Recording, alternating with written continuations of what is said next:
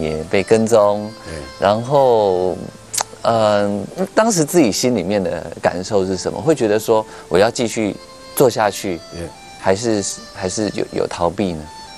就是一直持续，我愈是互人监视，啊，愈是互人跟踪，你会愈感觉讲，这个体制真正是有问题的，唔对的，不应该安尼，不应该扭曲人性，啊，不应该用咱的同学，还是讲老师，还是朋友去监督伊家己的人，这对人性的扭曲上会大，所以我会反抗的愈大，啊，会愈积极认为讲需要改变，所以是互我行向讲以后，就是一直行向这个社会改革、政治改革的路，就是安尼，就是讲，你愈安尼做，你的效果是愈无好啦，你一个民主的社会，一个有人权的社会，应该是咱台湾人本地应该有的啊。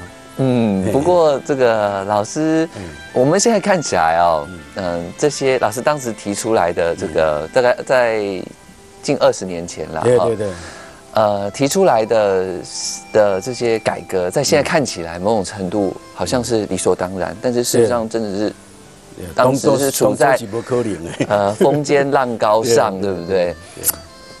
怎么会有这样的勇气要去做这样的先行者呢？当初迄个我辞职抗议，伫中山大学辞职抗议迄阵就想我足清楚啊。迄阵也未戒严嘛，迄阵还佫戒严重啊，会有可能掠去关啊。阮拢嘛是写遗书写好啊，伫厝里先留遗书写好啊，就开始行街头。迄阵就是想讲，啊，若假使即个制度是这样无人性，啊，无法度互学校真自由。啊，其实。变成讲，你做老师嘛，无讲做有意义啊。其实当初真想法讲，其实活咧嘛无做有意义啦。当人性互扭曲到迄个地步，活咧嘛无做有意义啦。所以就是讲，甘愿讲，就是要拼到底啊。那争无到，活咧就无意义啊嘛。所以就是一定要争到底安尼啊。当初是这种想法啦。